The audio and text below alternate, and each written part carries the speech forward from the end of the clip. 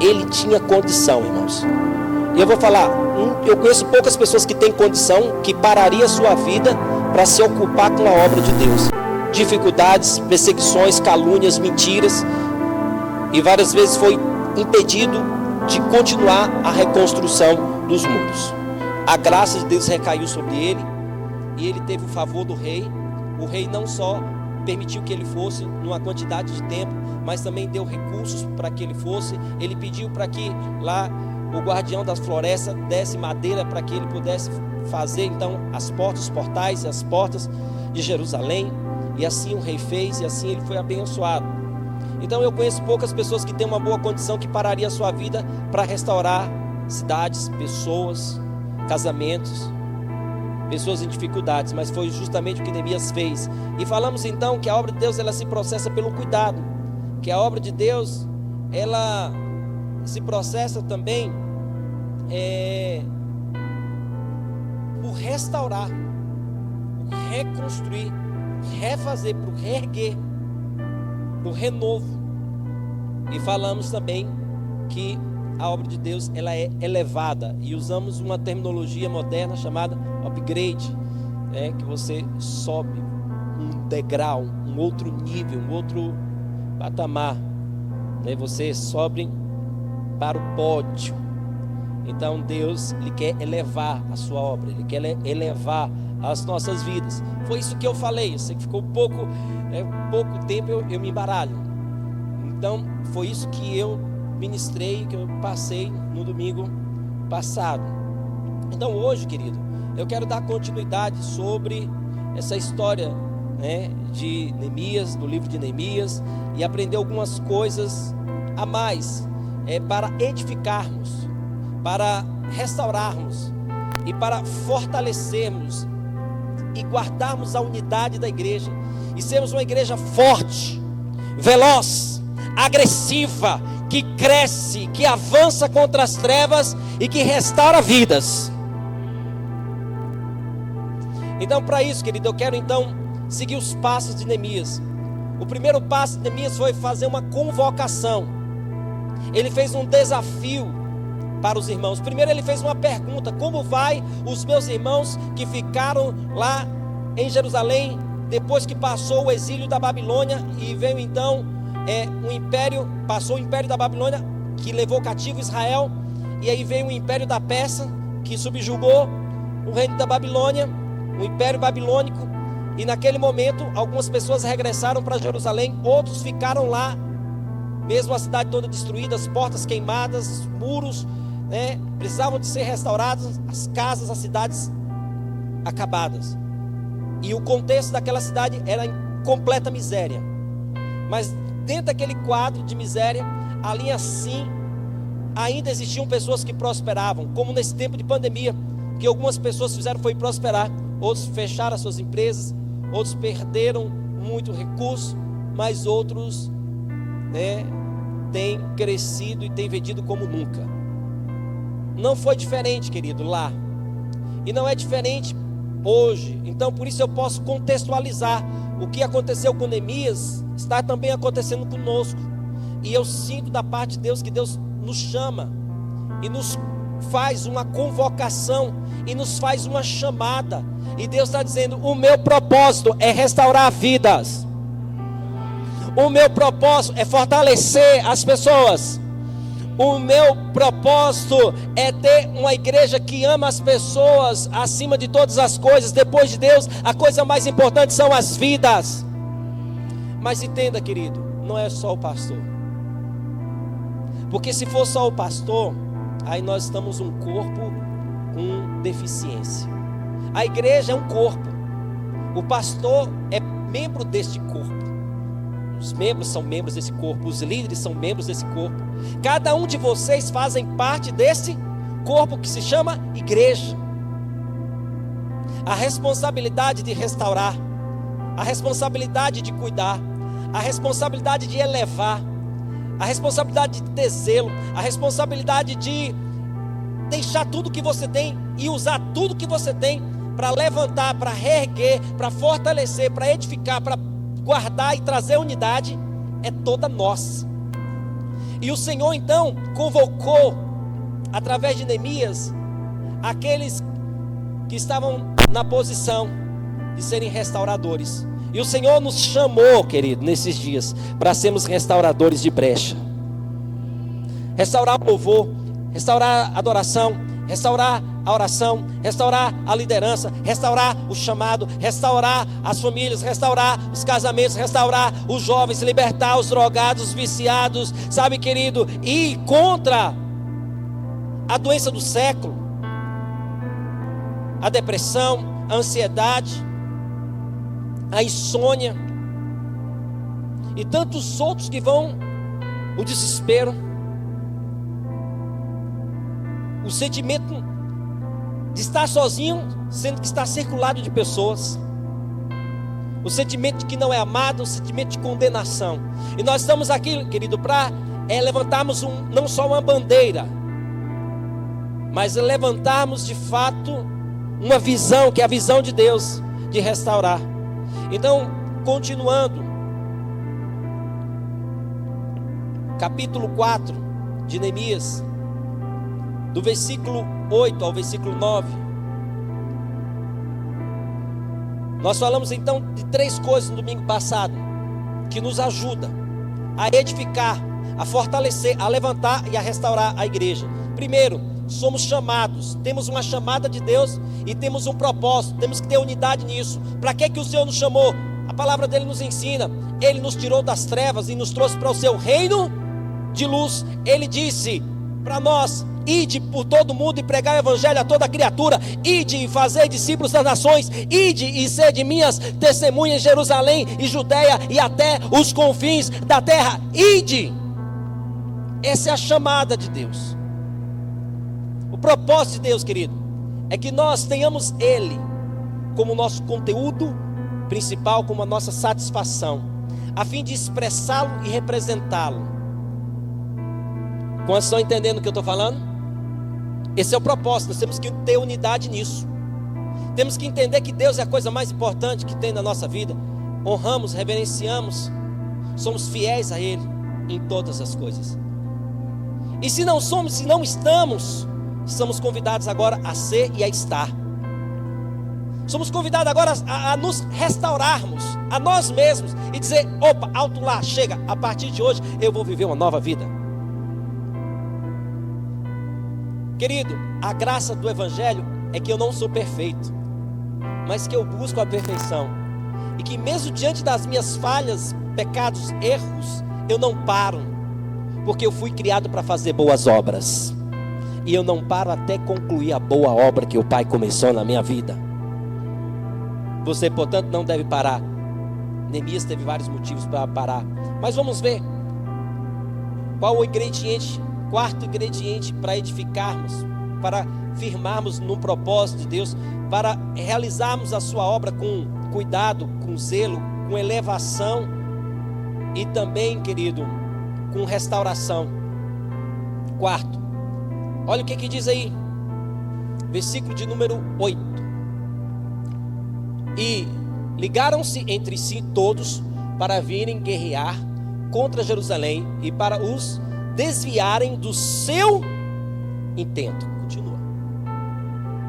Porém nós oramos ao nosso Deus e pusemos uma guarda contra eles de dia e de noite por causa deles. Continua.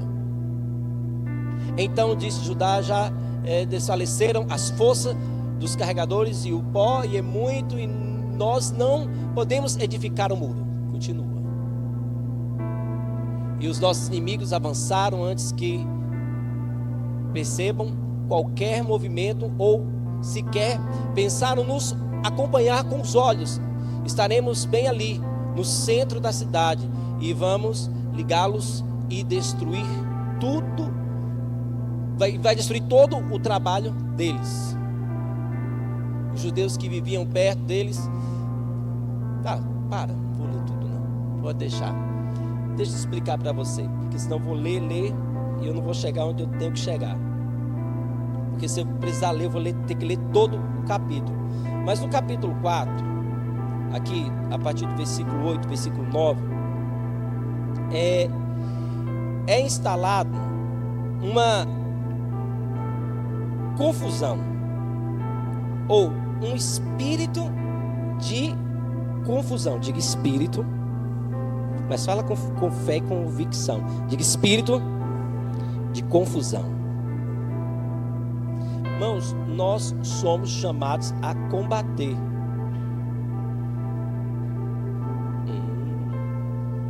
Nós somos chamados a combater todo espírito de confusão no nosso meio. Neutralizar a confusão. Nós somos chamados para isso. Todo espírito que quer quebrar a unidade, que quer distanciar os relacionamentos, que quer colocar os irmãos distantes um do outro, e quer impedir o avanço da obra de Deus. O espírito de confusão. Deus não é Deus de... Deus não é o Deus de... Ele pôs guardas.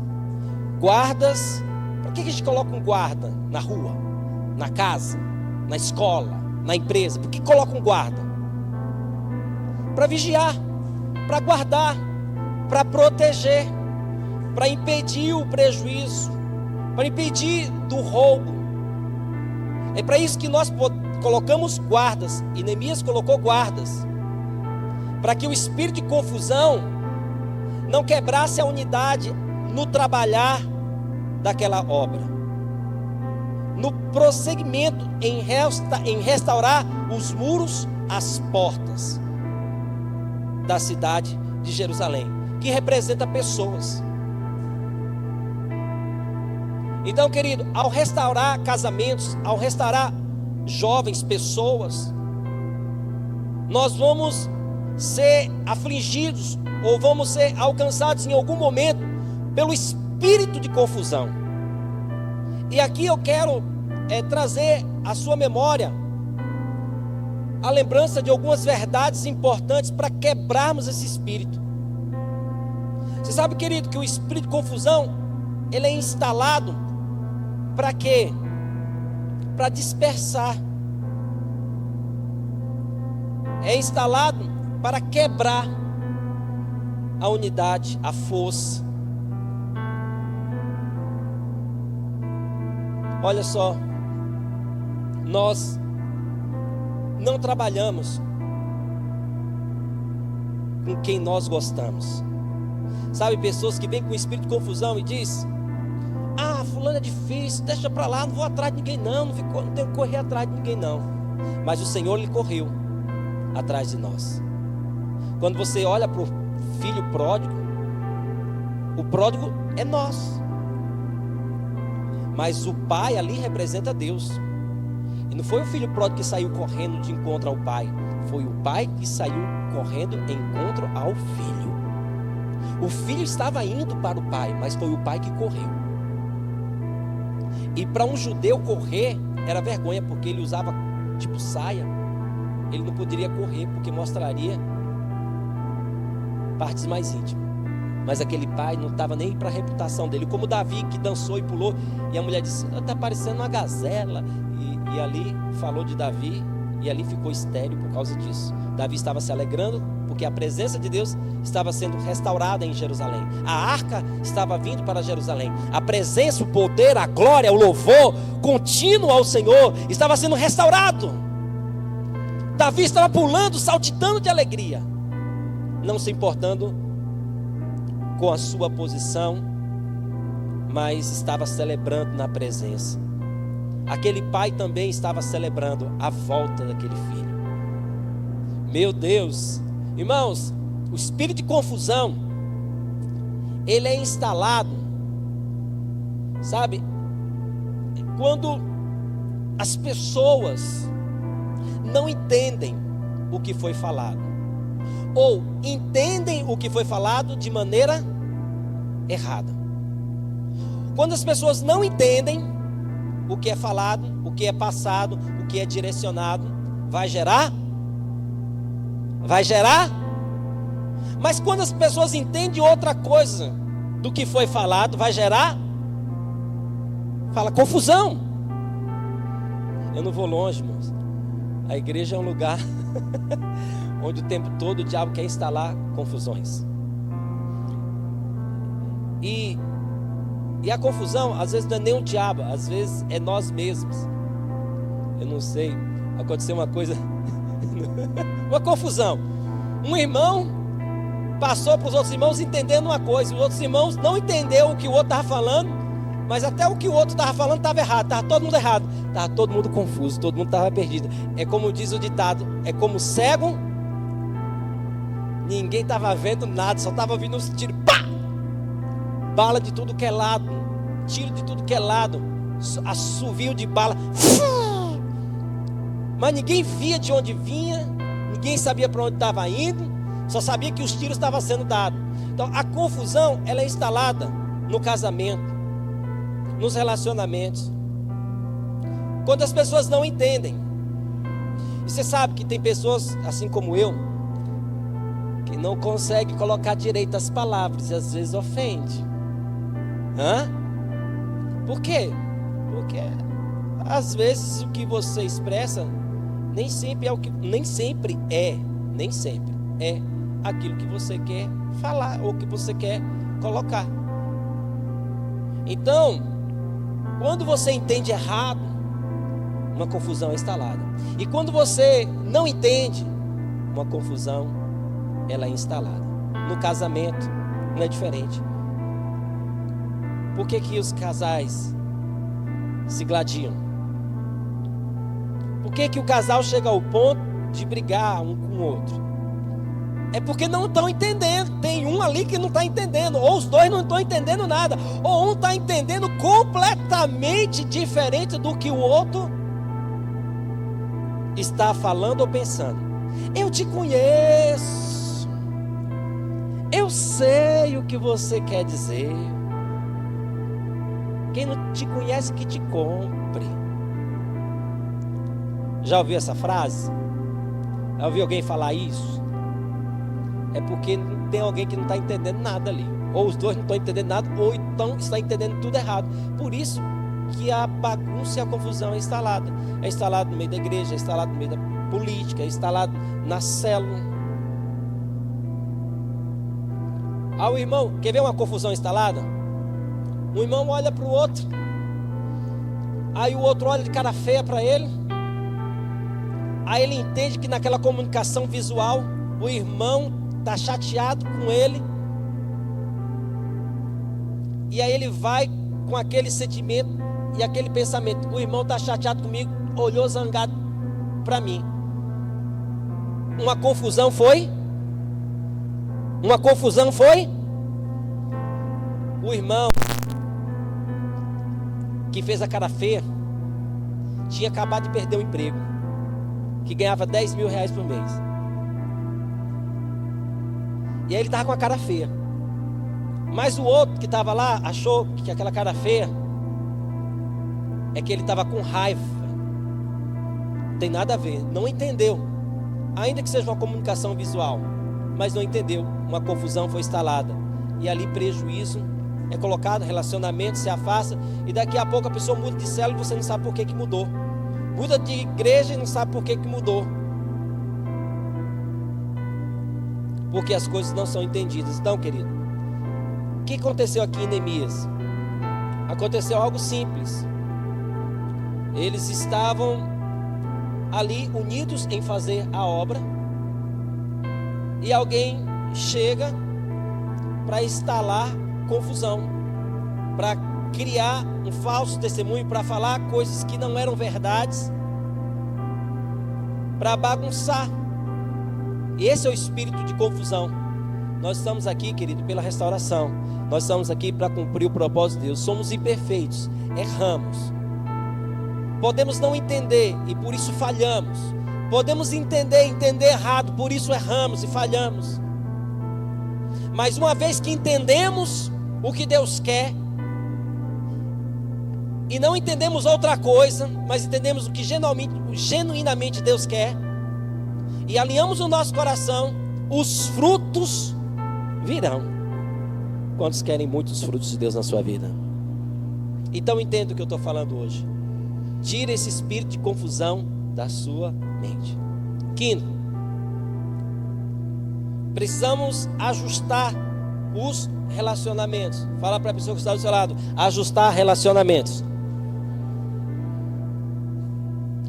Olha, eu não vou ler novamente. Eu passei o dever de casa para você ler o livro de Neemias. Quem leu vai entender o que eu estou falando. Quem não lê, receba a graça para entender. Eu falei, Neemias, ele chegou num ponto de repreender várias vezes os judeus, porque havia mentiras, havia calúnias, havia ali uma galera do mal que estava tentando impedir de reconstruir, que tinha inveja.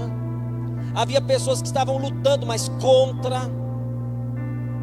Havia de fato inimigos, havia perigos,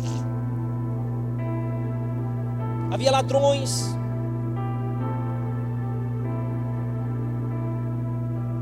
E ali precisava de restauração, ou precisava de ajustar os relacionamentos. Os judeus estavam sendo vendidos como escravos para outros povos. A situação, vamos ler isso, acho que é capítulo 1 de Neemias. A gente leu isso na semana passada, capítulo 1, versículo 1 e 2. Vai, versículo 2. Hanani, um dos meus irmãos, veio de Judá com mais alguns homens e indaguei-lhe pelos judeus que haviam voltado, que sobreviveram ao cativeiro, e a respeito de Jerusalém. Versículo 3. Eles me informaram: aqueles que sobreviveram ao cativeiro e estão vivendo lá na província passam por grande tribulação. Diga grande tribulação. Diga privação. Diga humilhação. Os muros de Jerusalém foram derrubados e as portas da cidade queimadas. Tendo ouvido este relato, aceitei-me e chorei amargamente. Lamentei por alguns dias e coloquei-me em jejum e oração. Diga jejum. Diga oração. Diante de Deus.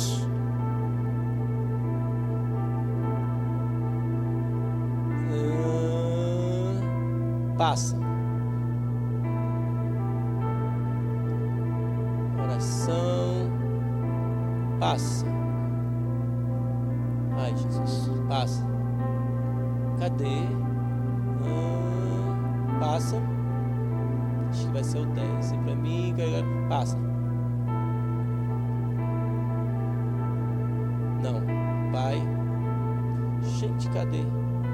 Não vou achar nessa época. Não, para aí. Nós vimos que ele pergunta a situação de Jerusalém. A situação é que as portas estavam queimadas, a cidade tinha sido derribada, as pessoas estavam passando humilhação, em grande dificuldade e miséria. Mas diante disso, aconteceu algo. Quando as pessoas estavam em Jerusalém, algumas tinham alguma condição, mas outros não. Eles chegaram ao ponto de ter tanta necessidade que eles vendiam o que tinham, vendiam as propriedades, vendiam os bens, e não sobrava nada. O que sobrava era a vida deles, mas eles não tinham o que comer. Aí o que restava para eles? Se venderem como escravos para povos pagãos. Até aí é terrível. Alguém se vender como escravo porque não tinha condição e estava em completa miséria. Isso é horrível, isso é terrível. Mas sabe o que é mais terrível e mais horrível? É quando os judeus estavam se vendendo para os próprios judeus. Uma coisa é os judeus se vender para um estranho, para um povo. Outra coisa é os judeus comprarem os judeus e se venderem uns aos outros. Judeus, escravos de judeus. Isso não pode acontecer. Isso não deveria acontecer, mas aconteceu. E o que aconteceu, pastor? Aconteceu que eles tinham um coração duro para perdoar. Eu te pergunto, o que é dívida?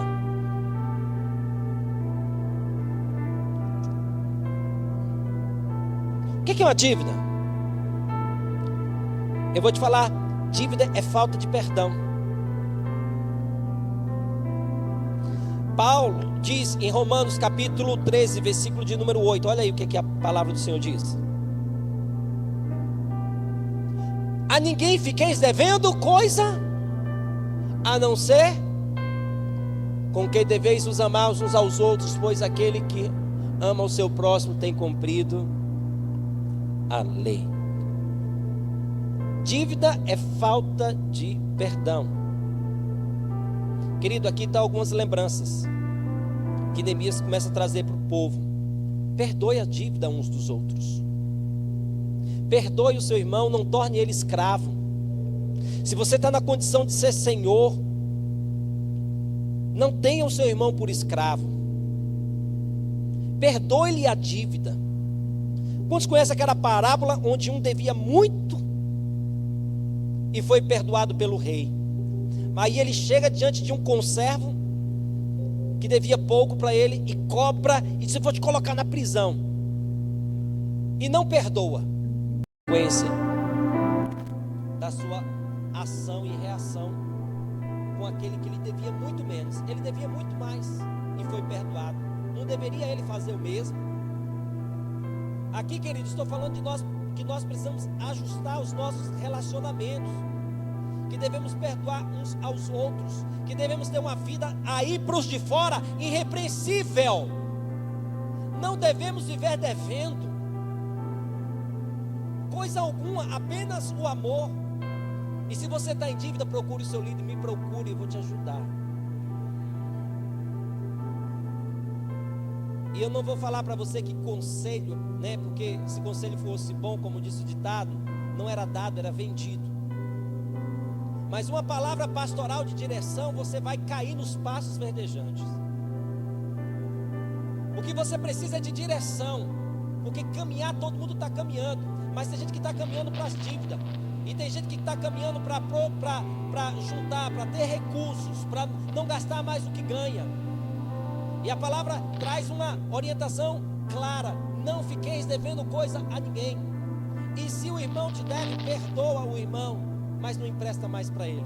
Se ele te deve, querido, R$300, ele não te paga, perdoa a dívida, mas nunca mais empresta para ele. Você só vai emprestar para ele no dia que ele se arrepender. Você o perdoou, mas ele não se arrependeu. Arrependimento é ele pagar os R$300, mesmo que seja parcelado em 20 anos. Aí é arrependimento. Agora a pessoa dizer que está arrependida, deve, não paga, isso não é arrependimento. Mas deixa eu avançar com você. A dívida é a falta de perdão, não fique devendo. Querido, a célula é uma família. Não podemos andar garranchados entre os irmãos. É muito feio, é muito triste quando o irmão tem que mudar de célula porque não perdoa o outro, porque não consegue restaurar. Ah, eu perdoo, mas não quero relacionamento. Mas que perdão miserável é esse? Que tipo de... Esse não é perdão de Deus, porque eu te perdoo, mas vai para lá. Não, Deus perdoa, vem para cá. Ah, eu perdoo, mas eu não quero relacionamento. Ah, eu não sei que... Esse não é o perdão bíblico, não. Esse é o seu perdão. Esse não é o perdão de Deus, não. Neemias estava falando isso. Olha, vocês estão fazendo os seus irmãos de escravo. Espera aí, o povo lá fora faz, mas vocês não devem fazer isso.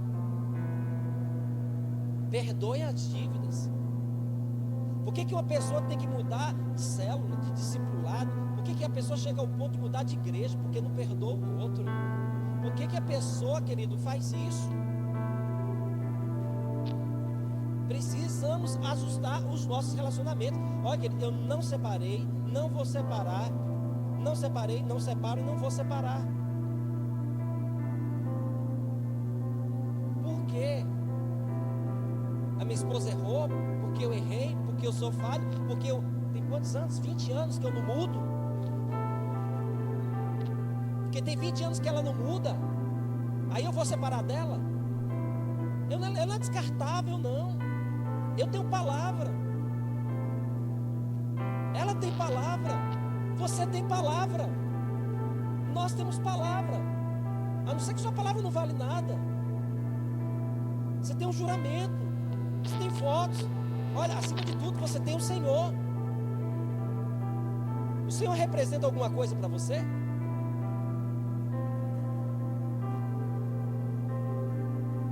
Queridos, precisamos ajustar os nossos relacionamentos. Não temos que ajustar, sabe? Você não muda de carro porque o carro furou o pneu. Você não troca de casa porque tem uma goteira na garagem. Mas as pessoas hoje estão descartando uns aos outros. As pessoas estão quebrando a unidade, estão quebrando a força, porque não se ajustam. Deixa eu te falar, querido, eu vou te decepcionar. Eu vou errar com você. Aí eu pergunto, na hora que eu decepcionar você, na hora que eu errar com você, você vai me deixar? Já pensou se ao você errar, Deus deixasse você? Você está lascado. Porque todo dia você erra, mas Deus te ama todos os dias.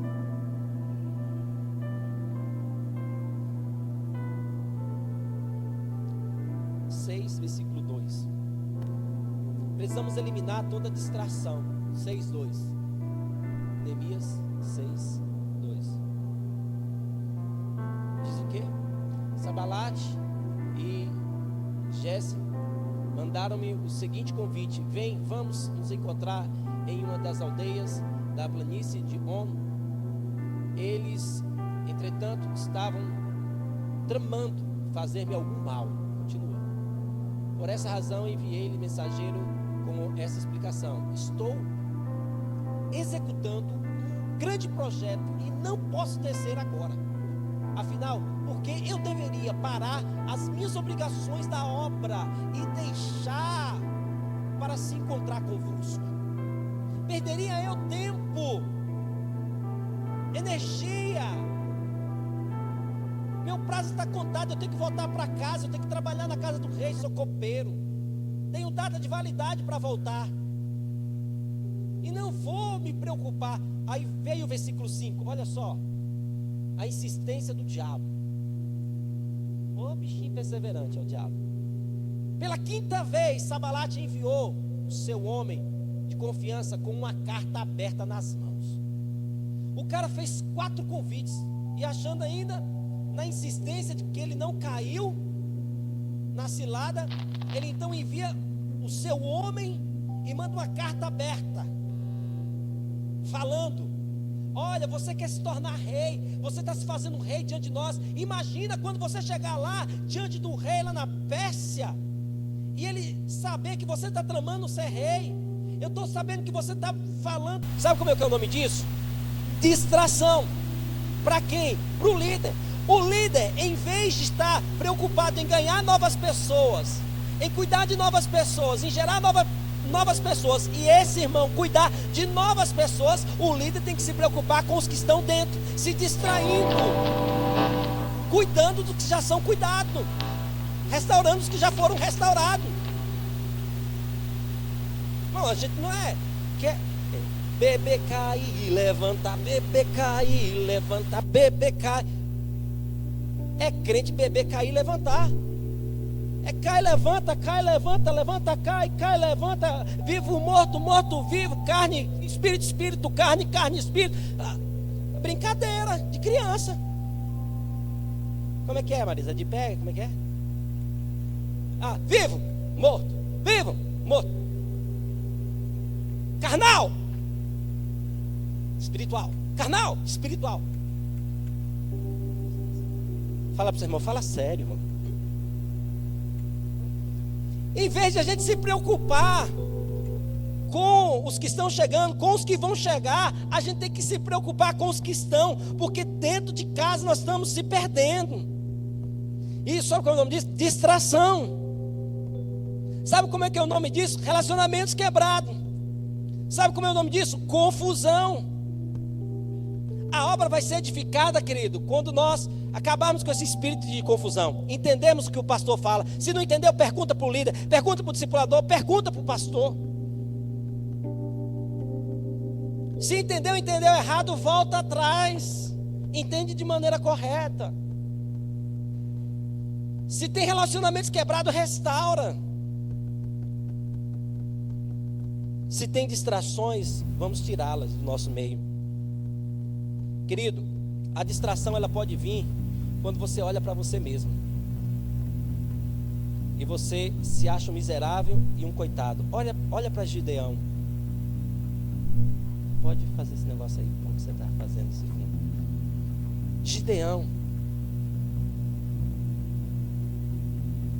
Gideão, querido, estava lá, malhando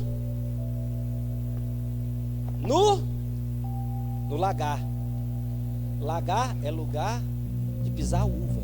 Era um tanque meio que escondido. Mas ele estava malhando trigo no lagar. Trigo é malhado na eira.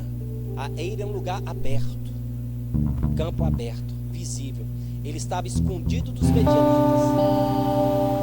A realidade é que Gideão era um covarde. A realidade é que ele era um covarde, medroso.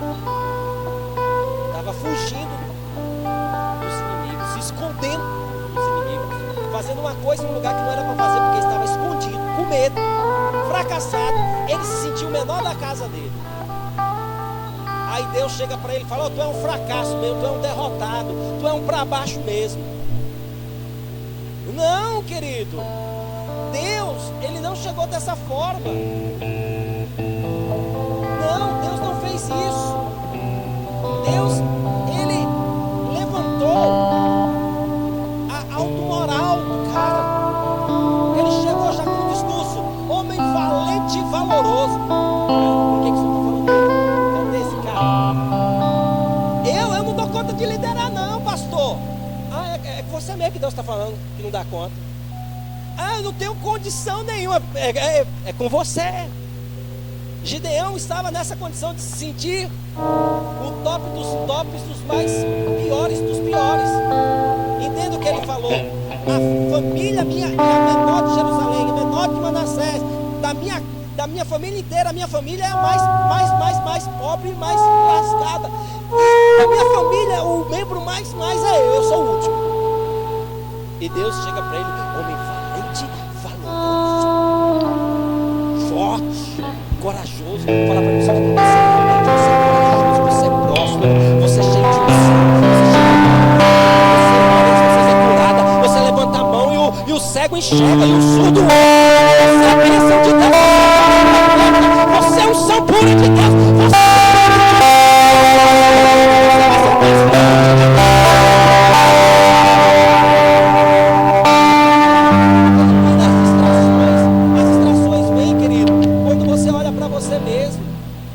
você olha para os seus amigos. Sabe que tem amigos que é amigo Pedro, né?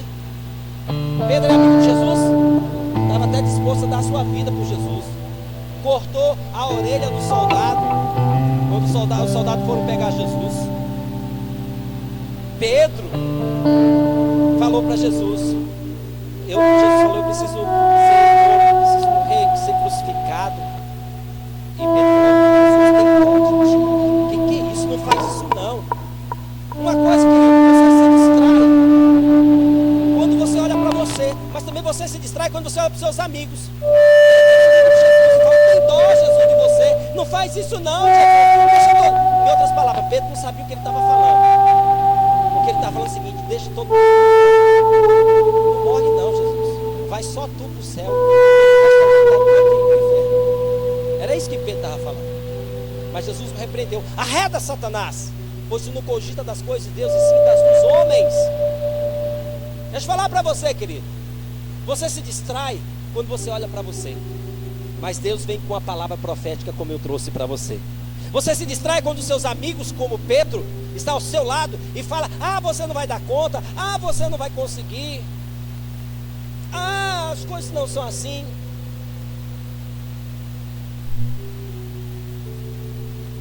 As distrações vêm através das mentiras, mentiras disfarçadas.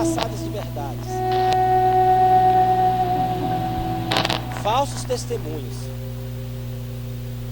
Irmãos, a melhor coisa que eu vou falar com você é você não justificar.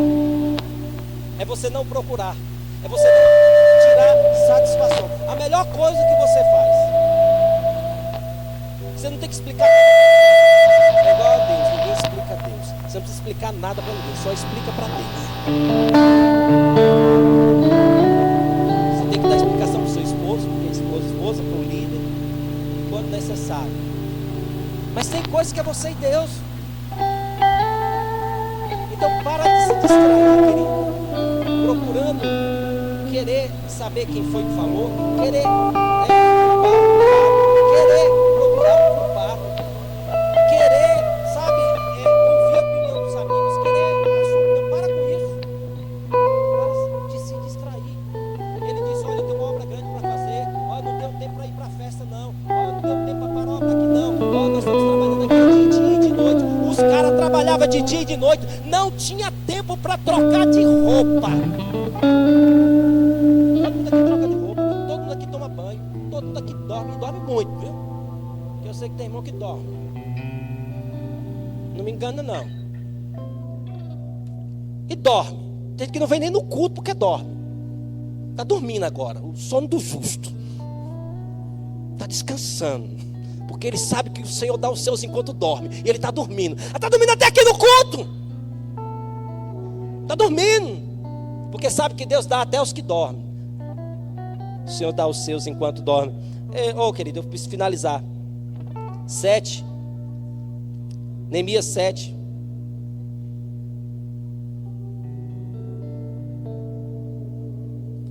Deixa eu ver. Eu vou direto no versículo. Abrir mão. Pode pular. Versículos. É o 2. É o 6. 7 e 6. Pode passar. Pode passar. Pode passar. Pode passar. Cadê o texto? Eita. Não, volta lá no 6 novamente. Senão eu vou ter que ler aqui na minha Bíblia. No 6. Volta no 6 aí para eu ver. 7,6. O 7,6. O 7,6. Neemias 7, versículo 6.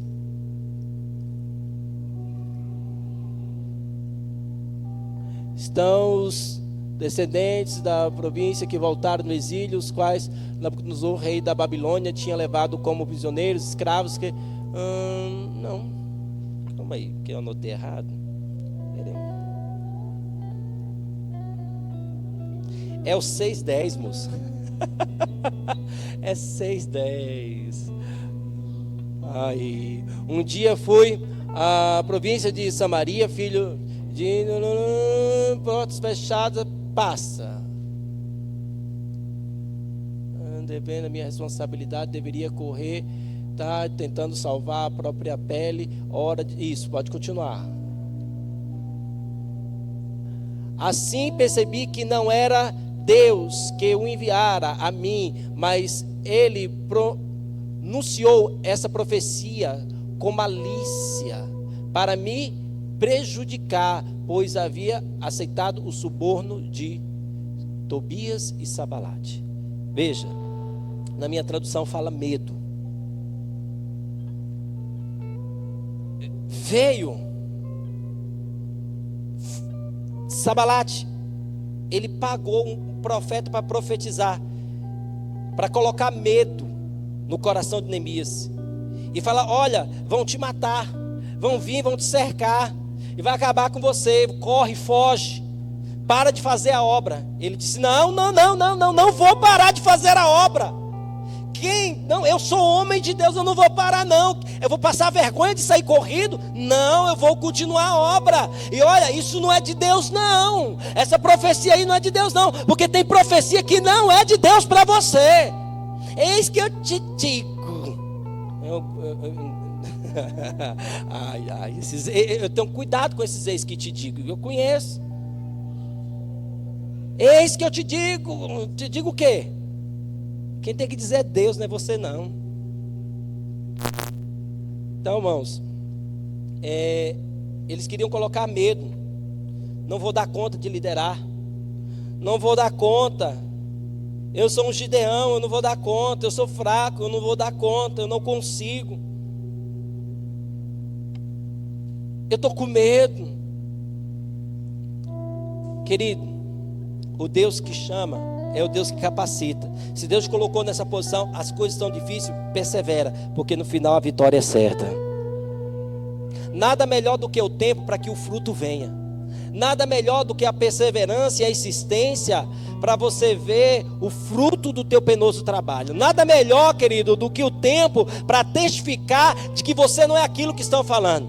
Um tempo atrás, aqui eu finalizo, chegaram para mim e falaram: olha, você é isso, você é aquilo outro, isso, papapá. E eu já tinha passado pela experiência de ter uma igreja de 70 membros. E porque eu fui provar que a fofoca não era fofoca, eu fiquei com 19 membros. De 76 caiu para 19. Porque eu fui mostrar que tinha um fofoqueiro.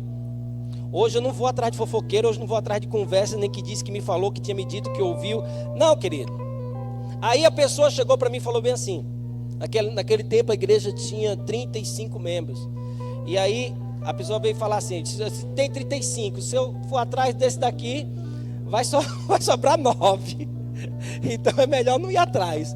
Aí ele estava falando, ele inventou um monte de coisa a meu respeito. Eu dei uma cama para ele, de casal, que ele tinha recém-casado, ele não tinha onde dormir. Eu emprestei a cama para ele. Eu emprestei um botijão de gás para ele. E depois ele queria me bater, me espancar lá dentro do prédio da igreja, porque um irmão estava tocando errado. E eu falei assim: não, ele tem que ter paciência com ele. Tem que ter paciência com quem veio para cima de mim querendo brigar e me bater. E depois saiu falando, só não falava que eu era santo, mas o resto ele falava que eu era. Aí alguém veio me contar: olha, pastor, estão falando isso, isso, isso do Senhor. Aí eu falei assim: irmão, está falando? É verdade? Você me conhece? Conheço. É verdade? Pastor, de jeito nenhum. Então pronto, deixa ele falar até ele espumar o canto da boca e cair endemoniado, para depois eu ir lá expulsar. Deixa. O tempo vai se encarregar. Foi dito certo. Ele falou de mim, eu não fiz nada. Ele falava para as pessoas para chegar até mim, não me atingia. Aí quando ele cansou, ele escolheu uma outra vítima. Só que ele escolheu o irmão errado. No dia que ele falou desse irmão, ele disse: eu vou te matar. Estou chegando aí na sua casa, prepara que você vai morrer.